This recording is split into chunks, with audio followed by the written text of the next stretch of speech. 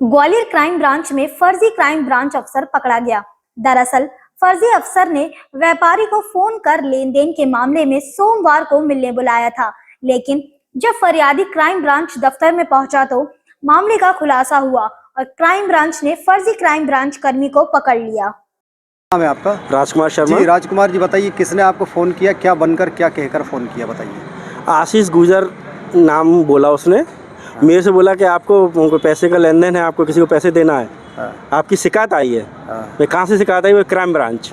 मैं crime branch के बोले साहब के पास शिकायत आई है। साहब ने बोला है कि इसको आप डील करिए, मुझे देखना है, आप आके मेरे से मिलिए। मैंने कहाँ पर?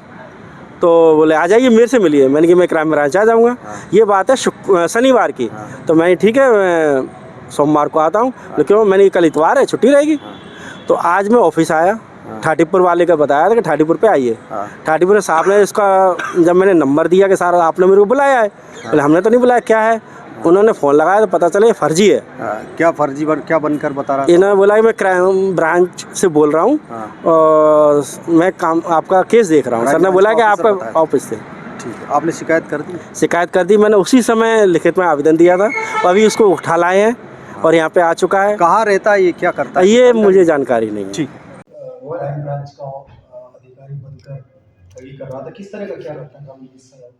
ये कल भी और आज सुबह हमारे पास एक शिकायतकर्ता आया था। उसका कहना है कि कोई एक व्यक्ति क्राइम ब्रांच का कर्मचारी बन के उसको फ़ोन कर रहा है, धमका रहा है और उसको इस तरीके से धमकी दी जा रही है कि किसी एक्स आदमी के पैसे लौटा दो, नहीं तो तुम्हारे खिलाफ़ क्राइम ब्रांच कार्रवाई करेगी, तुम्हारे खिलाफ़ FIR दर्ज होगी। उसके बात करने के लहजे से संभवतः जो शिकायतकर्ता है उसको शक हुआ होगा और अभी जो शिकायतकर्ता को पूरी तरह से सुना गया तो जो पूरा प्रकरण जिस चीज़ को लेकर धमकी दी जा रही थी उसमें वो बड़ा कॉन्फिडेंट था कि जब मेरी गलती ही नहीं है तो मतलब उसको पुलिस की कार्रवाई का डर नहीं था और उसको लग रहा था कि जब पुलिस मुझे बुलाएगी तो मैं अपना पक्ष रखूँगा। शायद इसी कॉन्फिडेंस के साथ में वो हमारे पास आया, हमने उसको सुना। जिस नंबर से धमकी आ रही थी उसको हमने लोकेट किया, वो ग्वालियर में चलना हुआ पाया गया। तत्काल उस पर टीम लगाई, टीम उसको अभी हिरासत में लेके आए हैं लड़के को। ये लड़का झांसी का रहने वाला है और पिछले 10 साल से यहाँ एक private tour and travels company के लिए ड्राइवर का काम कर रहा है और इसने अपने जो व्हाट्सएप DP है और जो ट्रू कॉलर का जो इसका एक फ़ोटो आ रहा है उसमें भी इसने एक SAF की यूनिफॉर्म पहनी हुई है और उसी को मतलब शायद उसी अपने आप को पुलिस वाला बता के ही एक इस आदमी को धमका रहा था। अभी इसमें FIR दर्ज हो रही है, इसको हिरासत में ले लिया है और इसके जो बाकी के जो वेयर अबाउट्स हैं वो भी मालूम किए जा रहे हैं कि इससे पहले कहीं कितने लोगों के साथ में कहीं और तो बदमाशी नहीं की है इसने, क्योंकि पिछले 6-7 महीने से ये बता रहा है कि ये यूनिफॉर्म पहन के इसने फ़ोटो लगा रखा है और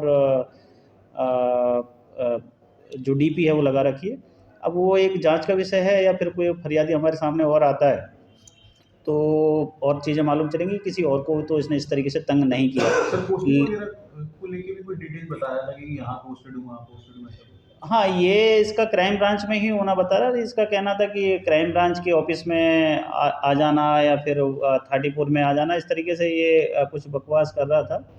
और लेकिन इसमें सबसे महत्वपूर्ण बात आप लोगों के माध्यम से मैं जो कहना चाहूँगा आम पब्लिक के लिए भी कि इस तरीके की चीज़ें पहले भी आई हैं और ये आखिरी भी संभव तो नहीं हो सकती, क्योंकि इस तरह के मिसक्रिएंट्स रहते हैं। अगर कोई आदमी आपको पुलिस डिपार्टमेंट का होके अगर आपसे फ़ोन कॉल पे बता रहा है, धमकी दे रहा है, बुला रहा है, आप संबंधित थाने पे जाइए, आप संबंधित अधिकारी के पास जाइए और उसको वेरिफ़िकेशन कीजिए, वेरीफ़ाई कीजिए। उसके बाद ही उसमें आगे के आप स्टेप लीजिए, क्योंकि इस तरीके के नोटोरियस लोग भरे पड़े हैं। हालाँकि अभी इसके खिलाफ़ हम अच्छी से अच्छी और कठोर से कठोर कार्रवाई करके माननीय न्यायालय के सामने पेश करेंगे।